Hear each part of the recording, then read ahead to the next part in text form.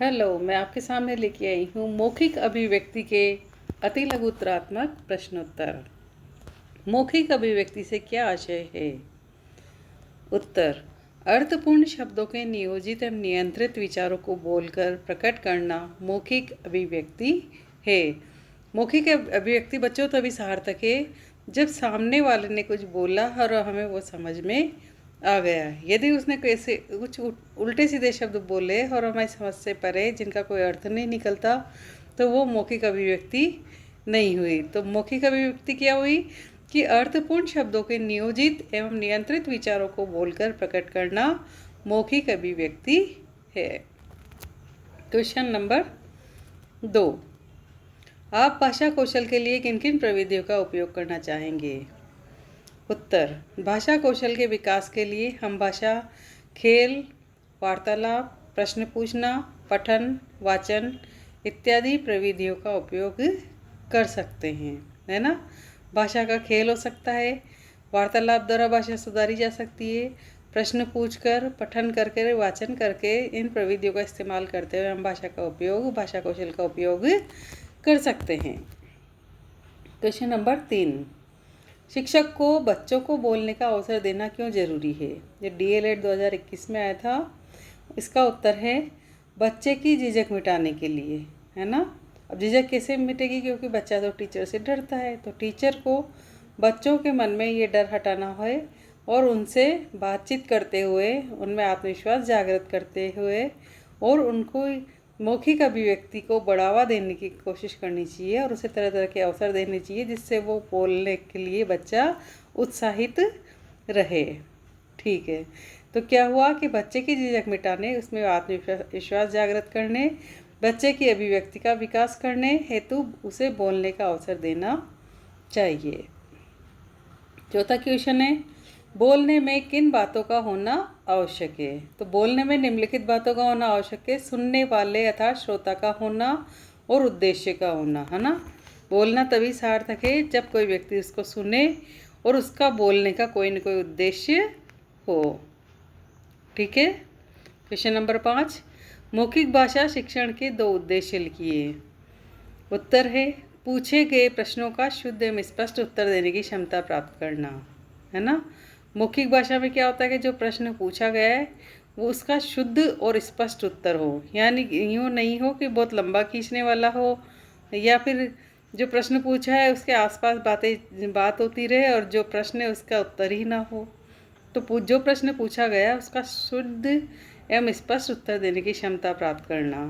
और दूसरा है स्वाभाविक रूप से बोलने की योग्यता प्राप्त करना। क्वेश्चन नंबर 6, मौखिक अभिव्यक्ति कौशल की विशेषताएं लिखिए। DELED 2019 में आया था बच्चों ये।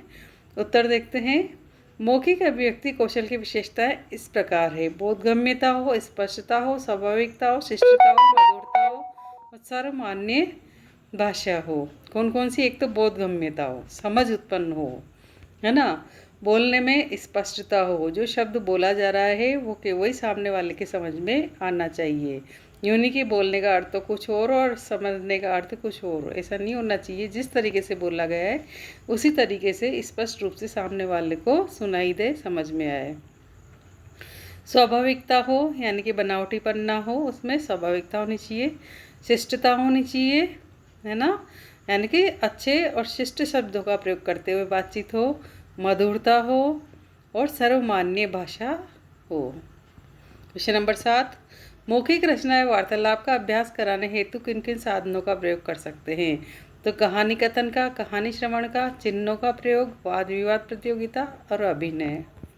क्वेश्चन नंबर 8, मौखिक भाव प्रकाशन के लिए आवश्यक उपादान कौन कौन से हैं? तो पहला है अपने भाव एवं विचारों को प्रकट करना। दूसरा, विचारों को सुनकर उनका भाव अर्थपूर्ण ढंग से ग्रहण करना। इनमें मौखिक अभिव्यक्ति श्रेष्ठ है।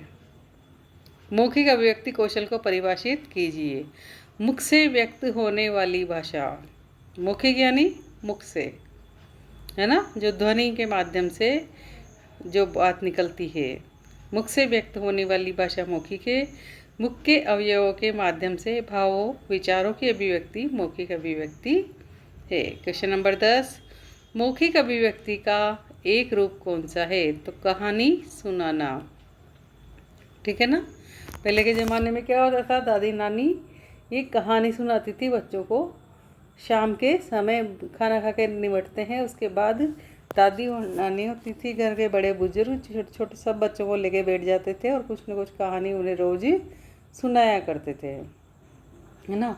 तो ये मौखिक अभिव्यक्ति का एक रूप है। क्वेश्चन नंबर 11, मौखिक अभिव्यक्ति में आकलन के 3 बिंदु निर्धारित करो। तो बोलकर पढ़ना, कहानी सुनाना और वर्णन करना। क्वेश्चन नंबर 12, व्याकरण के लिहाज से मौखिक भाषा कौन सी होती है, कैसी होती है? तो व्याकरण के लिहाज से मौखिक भाषा लचीली होती है। क्वेश्चन नंबर 13, मौखिक अभिव्यक्ति को उभारने के लिए किन किन विधाओं का उपयोग किया जा सकता है? तो स्पष्ट निर्देशन हो, विचारों को समूह में करना हो, विचारों को अभिव्यक्त करना हो और अवधारणा के मौखिक रूप को समझना हो। ये DLED 2020 और 19 में आ चुका है। क्वेश्चन नंबर 15, क्वेश्चन नंबर 14, समूह चर्चा और कविता सुनना किस सशक्त माध्यम है? तो यह है मौखिक अभिव्यक्ति। क्वेश्चन नंबर 15, समूह चर्चा की प्राथमिक कक्षाओं के लिए 4 गतिविधियां बनाएं। DLED 2021 में आया था ये।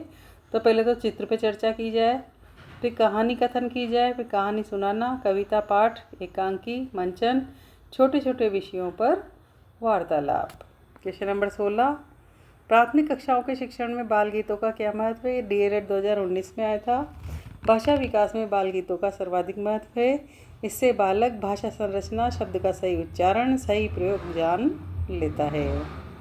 क्वेश्चन नंबर 17, संवाद और भाषा में क्या संबंध है? DLED 2019 में आया था ये। संवाद से बालक की भाषा का विकास होता है। अनौपचारिक बातचीत संवाद है। बालक पहले संवाद करता है, बाद में औपचारिक भाषा का प्रयोग करता है।